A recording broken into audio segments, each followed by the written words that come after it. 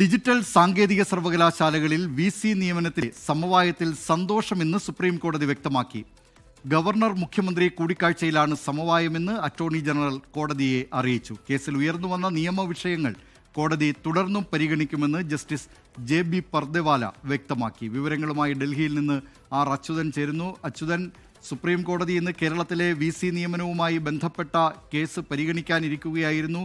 Justice Sudhanshu ധൂലിയയോട് നേരത്തെ തന്നെ ആര് VC ആയി നിയമിക്കണമെന്നത് സംബന്ധിച്ച പേര് നൽകണം എന്നും സുപ്രീം കോടതി ആവശ്യപ്പെട്ടിരുന്നതാണ്. അതിനിടെയാണ് ഗവർണറും മുഖ്യമന്ത്രിയും തമ്മിൽ സമവായമുണ്ടായത്. കോടതിയിൽ എന്തൊക്കെയാണ് ഇന്നിപ്പോൾ നടന്നത്? അച്യുതൻ. ദിലീപ് കുമാർ, ഈ സാങ്കേതിക ഡിജിറ്റൽ സർവകലാശാല VC നിയമനവുമായി ബന്ധപ്പെട്ട കേസ് കഴിഞ്ഞ തവണ സുപ്രീം കോടതി പരിഗണിക്കുന്ന ഘട്ടത്തിലും സമവായത്തിലേക്ക് എത്താൻ സർക്കാരിനോ ചാൻസലറിനോ കഴിഞ്ഞിരുന്നില്ല. ആ ഘട്ടത്തിലായിരുന്നു സുപ്രീം കോടതി നിർണായകമായ തീരുമാനം കൈക്കൊണ്ടത്. അതായത് ജസ്റ്റിസ് സുധാംശു ധൂലിയ സമിതിയോട് രണ്ട് പേരുകൾ രണ്ട് സർവകലാശാലകളിലേക്ക് നിർദ്ദേശിക്കണം എന്ന തീരുമാനം കോടതി സ്വീകരിക്കുകയുണ്ടായി. അതിനുശേഷമാണ് ഒരു സമവായം, സർക്കാർ ചാൻസലർ സമവായം ഈ VC നിയമനവുമായി ബന്ധപ്പെട്ട് ഉണ്ടായത്. ഈ കാര്യമാണ് ഇന്ന് സുപ്രീം കോടതിയിൽ സംസ്ഥാനം അറിയിച്ചത്. അതായത് നിയമനവുമായി ബന്ധപ്പെട്ട സമവായം ഉണ്ടായിരിക്കുന്നു.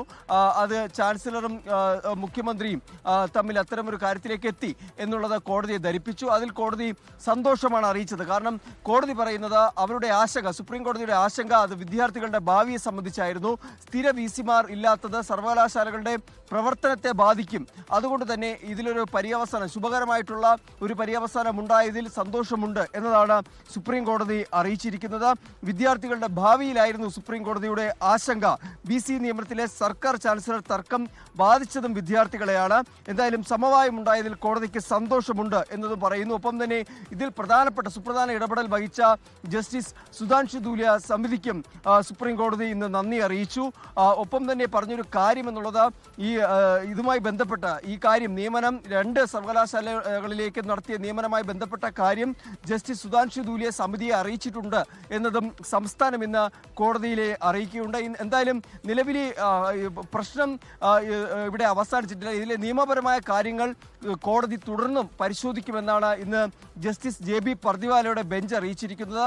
അക്കാര്യങ്ങൾ വീണ്ടും പരിഗണിക്കും എന്നത് കോടതി അറിയിക്കുന്നു. പക്ഷേ ഈ VC നിയമനത്തിൽ ഉണ്ടായിരിക്കുന്ന സമവായം, അതിൽ ഒരേ ശബ്ദത്തിലേക്ക് എത്താൻ മുഖ്യമന്ത്രിക്കും ചാൻസലർക്കും കഴിഞ്ഞു എന്നതായിരുന്നു സുപ്രീം കോടതി ഇന്ന് പറഞ്ഞ ഒരു പ്രധാനപ്പെട്ട കാര്യം.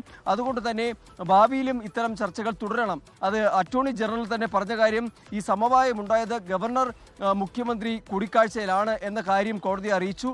അപ്പോൾ സുപ്രീം കോടതി പറഞ്ഞത് ഭാവിയിലും ഇത്തരം ചർച്ചകൾ തുടരും എന്ന് കോടതി പ്രതീക്ഷിക്കുന്നു എന്നതാണ് ഇക്കാര്യത്തിൽ ഇപ്പോൾ കോടതിയിൽ ഉണ്ടായിരിക്കുന്ന കാര്യങ്ങൾ. നേരത്തെ സുപ്രീം കോടതിയിലേക്ക് ഈ വിഷയം വരുമ്പോൾ പോലും കോടതി ചൂണ്ടിക്കാട്ടിയത് ഈ വിദ്യാർത്ഥികളുടെ ഭാവി സംബന്ധിച്ച കാര്യമാണ്. സ്ഥിരം VC ഇല്ലാതെ സർവകലാശാലകളിലെ പ്രവർത്തനങ്ങൾ തടസ്സപ്പെടുന്ന കാര്യമായിരുന്നു കോടതി തുടക്കത്തിൽ തന്നെ ചൂണ്ടിക്കാട്ടിയത്.